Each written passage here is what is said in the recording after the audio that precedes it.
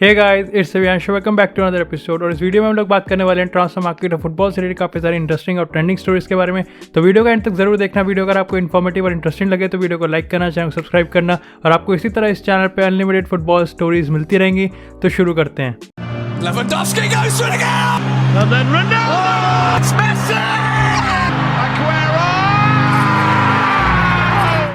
इसी के साथ बात करते हैं अब यार बार्सिलोना के स्टार्टिंग 11 से। तो बार्सिलोना के फैंस के लिए गुड न्यूज़ है। सबसे पहले तो मेम्फिस डिपाई, एरिक गार्सिया और रे मेनाच सक्सेसफुली रजिस्टर्ड हो चुके हैं ला लीगा में। यानी कि वो जो ला लीगा का ओपनिंग मैच होगा बार्सिलोना का अगेंस्ट रियल सोसिएडाड, उसमें खेलने के लिए एलिजिबल होंगे। अब ये डिपेंड करता है कि रोनाल्ड कोएमन अपने स्टार्टिंग 11 में उनको इंक्लूड करेंगे या नहीं करेंगे। लेकिन इसी के साथ एक बहुत ही इंटरेस्टिंग स्टोरी है। और इंटरेस्टिंग स्टोरी ये है कि यार आपको पता है कि जब एक मैच डे में एक जो स्क्वाड होता है उसको एलिजिबल होने के लिए जो उनकी जर्सी का नंबर होना चाहिए वो नंबर 1 से नंबर 25 के बीच में होना चाहिए। और ऐसे में कहीं ना कहीं जो रे मेनाच है उनके पास अभी भी कोई जर्सी नहीं है। और बार्सिलोना की सारी जर्सी इस समय फुल है सिवाय एक के, और वो है लियोनेल मेसी की। यानी कि नंबर 10 की जर्सी इस समय खाली है। तो क्या ऐसे में मान ले कि बार्सिलोना उनको नंबर 10 की जर्सी देने वाला है? यहाँ पे काफ़ी इंटरेस्टिंग चीज़ है। सबसे पहले तो आपको ये देखना पड़ेगा, हमें ये पॉइंट नोट करना पड़ेगा कि जो बार्सिलोना का जो ड्रेसिंग रूम है वो अब किसी ना किसी तरीके से अवॉइड कर रहा है कि मेसी की टी शर्ट कोई भी ना ले। ऑफकोर्स उसके पीछे एक तो ये है कि आप कह सकते हो कहीं ना कहीं उनको पता है कि वो डिज़र्व नहीं करते। लेकिन दूसरा ये है कि उनको पता है कि अगर कोई भी जो भी लेगा वो फैंस की तरफ से बहुत ज़्यादा क्रिटिसिज्म लेने वाला है। और यहाँ पे सिर्फ हम एक तरीके से स्क्वाड है उसको ही क्यों ब्लेम करें, यहाँ पे मैनेजमेंट पे भी वही सेम चीज़ अप्लाई होती है। अगर मैनेजमेंट इस समय मेसी की टी शर्ट किसी को भी देगा तो उसको भी काफ़ी ज़्यादा क्रिटिसिज्म मिलने वाला है।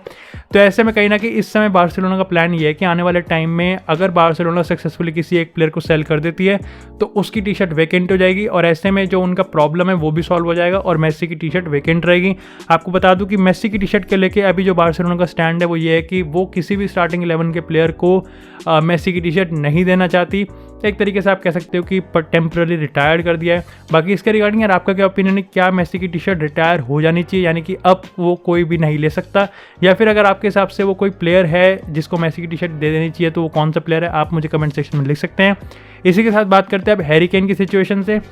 तो हैरी केन के रिगार्डिंग यार जो सिचुएशन है ना, मतलब वो कभी भी टर्न ले लेती है। It's like very unexpected situation.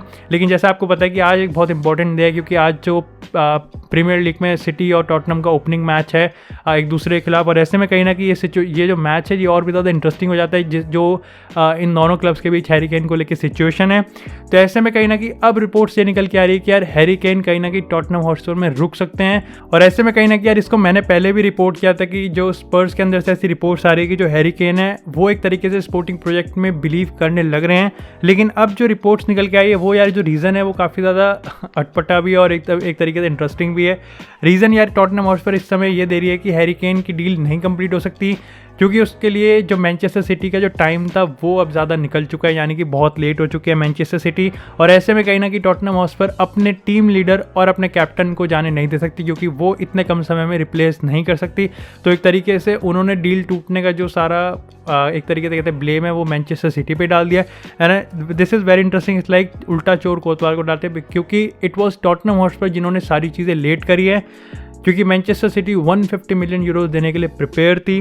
But again I think ये एक तरीके से टॉटनहम हॉटस्पर की चाल थी, ये एक माइंड गेम था, ये एक डिप्लोमेटिक स्टेटमेंट था। ये वो शुरू से यही करना चाह रहे थे कि वो कुछ भी करके एक तरीके से जो हैरी केन है उसको कैसे ना कैसे करके रख रहे थे। लेकिन इसके रिगार्डिंग यार मेरा काफ़ी मिक्स्ड ओपिनियन है, जहाँ पे एक तरीके से मैं it's good news for Tottenham Hotspur कि वो अपने टीम लीडर और हैरी केन जैसे प्लेयर को रखने में सक्सेसफुल रहे। बट अगेन एक तरीके से मेरे को ये भी लग रहा था कि डिस्पाइट हिज विल, जबकि उनको पता है कि हैरी केन रुकना नहीं चाहते, और ऐसे में जब सामने वाला क्लब आपको 150 मिलियन यूरोज देने के लिए प्रिपेयर है तो it's very mixed opinion from my side. बाकी इसके रिगार्डिंग आपका क्या ओपिनियन है आप मुझे कमेंट सेक्शन में ज़रूर बता सकते हैं। इसी के साथ बात करते हैं जुवेंटस की। तो सबसे पहले अगर जुवेंटस के ट्रांसफर मार्केट से बात करें तो जुवेंटस का जो प्यानिच वाला इस समय जो डील चल रही थी वो कहीं ना कहीं अब टूटते हुए दिख रही है, क्योंकि ऐसे में प्यानिच तभी जाते जब जुवेंटस अपने किसी एग्जिस्टिंग मिडफील्डर को सेल करता, जो कि अब नॉट पॉसिबल दिख रहा है, क्योंकि बेंटेनकर, वेस्टन मैकेनी और एक तरीके से जो रैमजी हैं वो इस समय कहीं ना कहीं स्क्वाड में एक अच्छा खासा रोल मिल रहा है।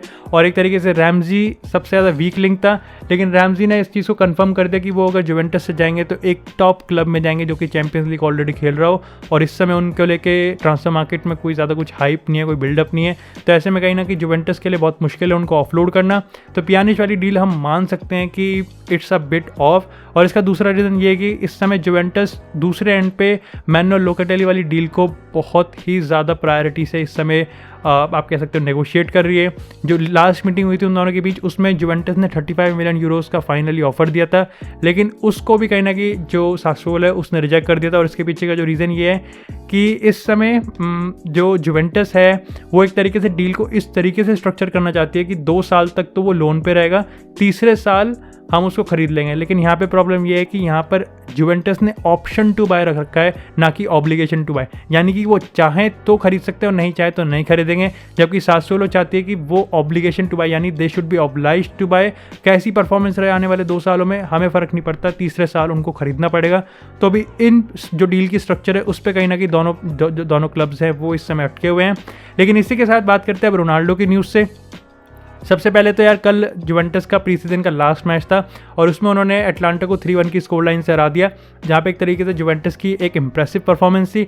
लेकिन साथ ही साथ एक तरीके से आप मान सकते हो कि जो चीज़ें हैं वो एक तरीके से काफ़ी ज़्यादा अटपटी सी हैं, क्योंकि सीन यार ये बन रहा है कि मैच के बाद स्पेकुलेशन निकल के आया कि जब रोनाल्डो सब्स्टिट्यूट हो गए तो उसके ठीक बाद ही रोनाल्डो ड्रेसिंग रूम में चले गए थे। इट्स नॉट ऑड, बट कहीं ना कहीं एक तरीके से एक कंट्रोवर्सी क्रिएट करने के लिए काफ़ी होता है। और ऐसे में जब प्रेस कॉन्फ्रेंस में पोस्ट मैच इंटरव्यू में जब एक तरीके से मास्सिमिलियानो एलेग्री से इस बारे में पूछा जाता है तो उन्होंने इस चीज़ पर ये सफाई दी कि रोनाल्डो को पहले ही बता दिया गया था कि वो पूरा मैच नहीं खेलेंगे और मैच जैसा बताया गया था वैसे ही किया गया, इसमें कोई ऐसा कॉन्ट्रोवर्सी क्रिएट करने की ज़रूरत नहीं है। मतलब ये वो मीडिया को बता रहे थे कि आप इसमें कोई कॉन्ट्रोवर्सी क्रिएट ना करो।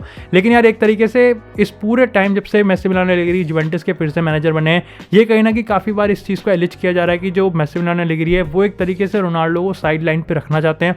मतलब मैच से साइड लाइन में नहीं बल्कि फोकल पॉइंट से साइड लाइन पर रखना चाहते हैं। और उनका सारा फोकस एक तरीके से ऑब्वियसली यार मैं तो ठीक है रोनाल्डो का फ़ैन हूँ तो मैं एक तरीके से थोड़ा बायस हो सकता हूँ, बट लेट्स बी ऑनेस्ट, जब एक टीम में मेसी हो, नेमार हो, एम्बापे हो या फिर एक टीम में जब क्रिस्टियानो रोनाल्डो हो तो यू कांट जस्ट आप अपना फोकस उन प्लेयर से हटाए किसी और प्लेयर पे नहीं कर सकते। I am not saying it's wrong but something it's just we are not used to, काफ़ी अनएक्सपेक्टेड सिचुएशन है। और एक तरीके से आई थिंक रोनाल्डो इस चीज़ को लेके काफ़ी ज़्यादा अपसेट हो सकते हैं। और ये एक तरीके से आप कह सकते हो कि जुवेंटस और रोनाल्डो के बीच में एक तरीके से वीक लिंक बना हुआ है। बाकी जब बात वीक लिंक की आ रही है तो मतलब ट्रांसफ़र की बात आ रही है, तो इसी के साथ अगर रोनाल्डो की ट्रांसफ़र स्टेटस की बात करें तो जैसा हम इतने टाइम से डिस्कस करते हुए आ रहे हैं कि PSG एक लाइनअप रिप्लेसमेंट कर रही है एम्बापे का और वो रोनाल्डो हो सकते हैं। लेकिन इसी के साथ 2 पॉसिबल डेस्टिनेशन सामने निकल के आ रही हैं जो कि काफ़ी ज़्यादा अनएक्सपेक्टेड है। आई वुड से कि ये एक रूमर्स बन के रहने वाली, बट लेट्स बी ऑनेस्ट हमें डिस्कस तो करनी है। तो सबसे पहली जो डेस्टिनेशन है वो निकल के आई है स्पोर्टिंग लिस्बन, उनका जो जहाँ पे उन्होंने अपना प्रोफेशनल करियर स्टार्ट किया था। इसके रिगार्डिंग जो प्रोज़ है वो कुछ खास है नहीं, बस प्रोज़ ये है कि रिसेंटली आपको पता है जब इसी समर जो सीन बन रहा था कि रोनाल्डो जुवेंटस में नहीं रहने वाले, तो जो उनकी मदर हैं उन्होंने पब्लिकली इस चीज़ को अनाउंस किया था कि वो स्पोर्टिंग लिस्बन में उनको कन्विंस करेगी।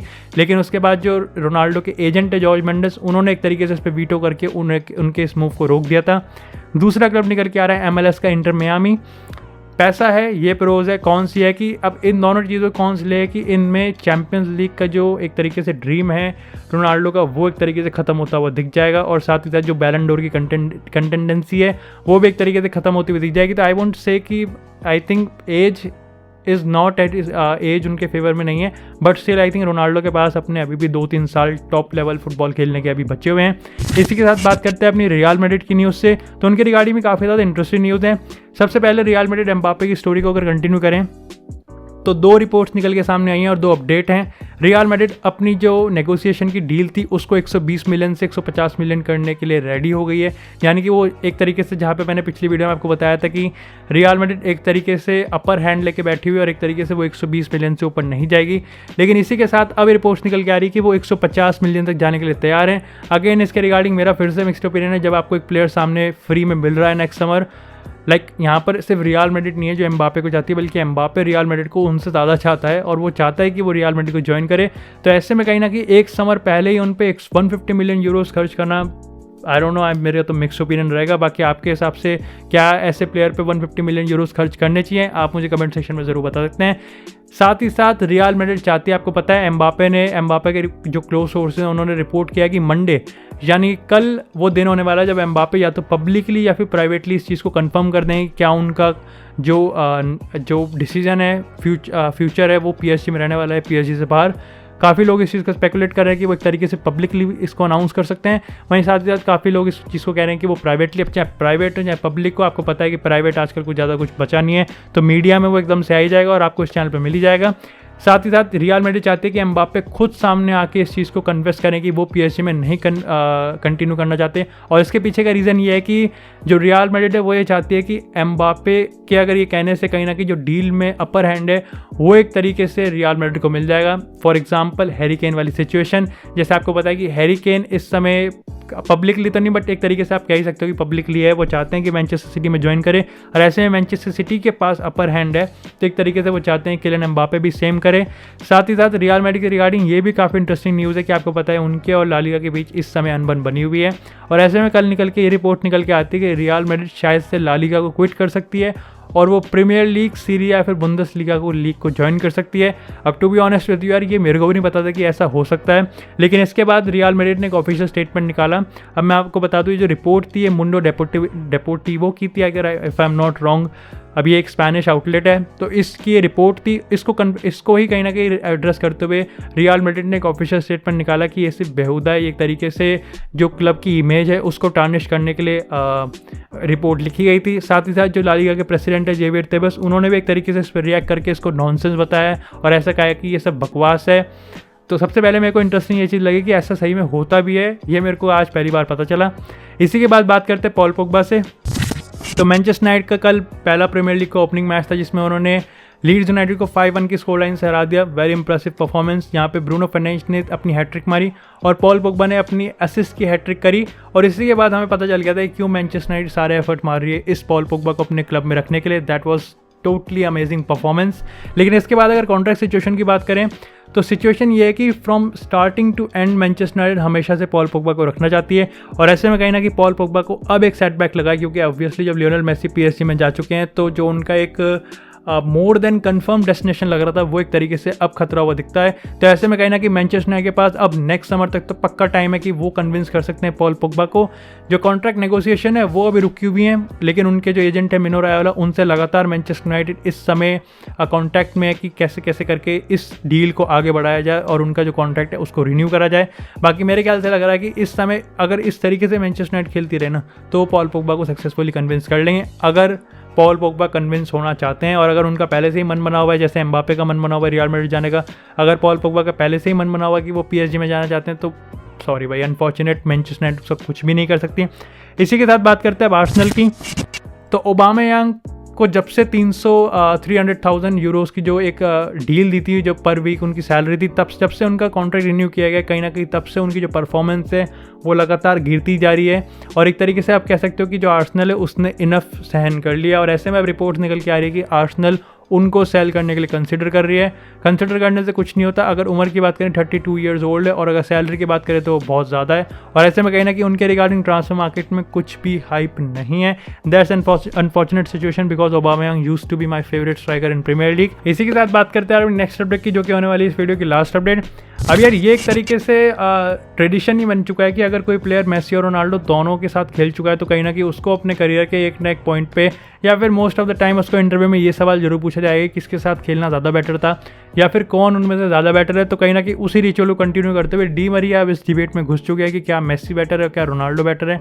तो उनसे जब एक इंटरव्यू में पूछा जाता है कि क्या मेसी ज़्यादा बेटर है, रोनाल्डो ज़्यादा बेटर है, एक काफ़ी इनडायरेक्ट क्वेश्चन में, तो उन्होंने इस चीज़ को कहा है कि जो पीएसजी है वो इतनी ज़्यादा इंप्रेसिव टीम है और इतनी ज़्यादा स्ट्रॉन्ग टीम है कि ऐसे में हर प्लेयर कहीं ना कहीं इस टीम में खेलना चाहता है और ऐसे में रोनाल्डो इज़ नो डिफरेंट, वो भी इस टीम में खेलना चाहते हैं। लेकिन उन्होंने इस चीज़ को कन्फेस करा है कि डिस्पाइट कि रोनाल्डो इस टीम में खेलना चाहते हैं लेकिन पीएसजी ने मेसी को साइन करना सही समझा और वो एक तरीके से बहुत ज़्यादा बेटर डिसीजन है। ये मैं उनका ही कोट बता रहा हूँ, ये मैं आपको घुमा फिरा के नहीं बता रहा, ये डी मरिया का ही कोट है। तो ऐसे में कहीं ना कहीं उन्होंने एक तरीके से कह सकते हो कि रोनाल्डो के ओवर मेसी को पिक किया है। बट अगेन यार मैं आपको बहुत ही टू बी फेयर बहुत ही ऑनेस्ट आंसर देने वाला हूँ। ये जो ओपिनियंस होते हैं ना ये इतने ज़्यादा सच नहीं होते, ये टाइम टू टाइम प्लेयर के करियर में बदलते रहते हैं। बाकी यार यही थी आज के लिए इंटरेस्टिंग स्टोरीज और ट्रांसफर मार्केट से रिलेटेड अपडेट्स। अगर आपको वीडियो पसंद आई तो आप वीडियो को लाइक कर सकते हैं, चैनल को सब्सक्राइब कर सकते हैं। मैं इसी तरह फुटबॉल से रिलेटेड कॉन्टेंट यहाँ पे अपलोड करता हूँ। तो तब तक के लिए यार stay safe, stay tuned and I will see you guys in the next video.